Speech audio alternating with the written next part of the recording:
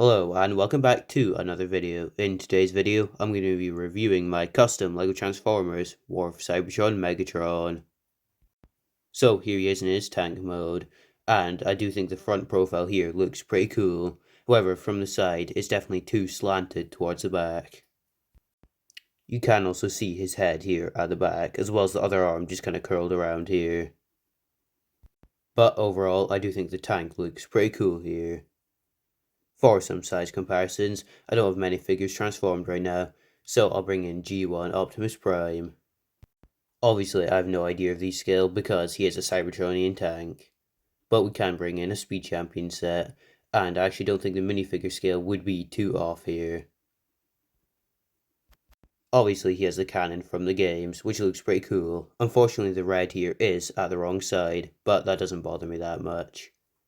And I've also gone for the hover tank look over the actual tank with treads. So here are the hover tank pieces. And that's about it for the tank mode, so we may as well go on to the transformation. So the first thing to do is remove the fusion cannon. Next, we can take his entire leg, and using the hinge, we can just extend it. And it should look just like that.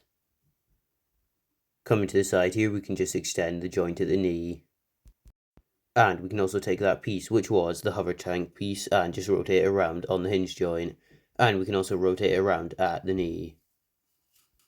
Now coming to the side of the leg, we can fold this piece of the tank armor onto the side, which does just bulk up his legs a bit. Now we can go to the foot. As it is on a ball joint, you can just rotate it out, as well as spin it around. And for the other part of the hover tank, we can just rotate it around. And using that 1x2, we can just fold it out, and that forms his heel spur. And for the final step of the legs, we can take the rest of the tank armor, and using the hinge, we just collapse it into the legs. Now I'm not going to bother showing the other leg, so we may as well just do it off camera, as it is just exactly the same. So there he is with 2 legs all done. Now we can come on to the arms as well as the torso. So the first step is take this middle arm, and just fold it out to the side a small amount. And for the other arm, we can just pretty much do the same thing. But we can also extend the elbow for this arm, as it is just on a ratchet joint. Now back to the fusion cannon arm, we can just take it, and using the ball joint which is closer to his head, we can just rotate this section around and it will clip in to the torso. And we can also tab in the other side as well just by rotating it around. And using the ball joints, we can fold back both the arms. So now they're down by his sides. And coming to the waist piece, you can see there is a hinge there, and we just need to untab it, as that is what he keeps the entire vehicle mode locked together. Now we can rotate his waist around.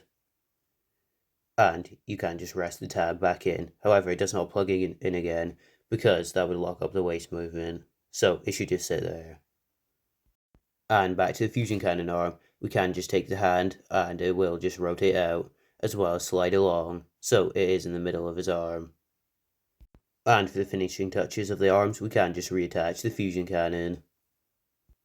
And for the final step, we come to the other arm, and we can just hinge up this shoulder piece. And that is him fully transformed, and here he is in robot mode. And in my opinion, this guy looks absolutely phenomenal for one of the game designs. We may as well go straight into the details. Obviously, he has one of these Creo Decepticon logos, and it actually works pretty well here, as it is very accurate to the game. And this chest piece is also very well done in my opinion. I don't really like the head too much, as I do think it is slightly off, but it also works pretty well for the size.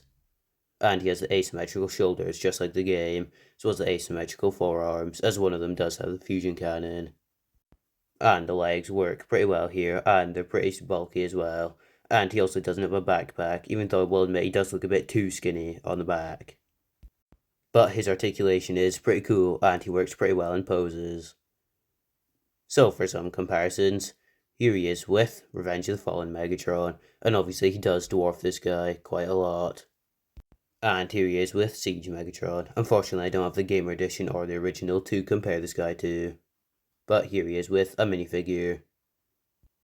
And we may as well compare him to my only other gamer figure, Grimlock. Obviously, this is the original as they have not made an updated SS one yet. Anyways, that's about it for this review. So, if you've enjoyed, please remember to like, comment, and subscribe if you want to see more LEGO Transformers. And let me know if you want to see more of these gamer designs, as I haven't done many of them too recently. So, it would definitely be quite fun. Anyways, I'll see you all next time.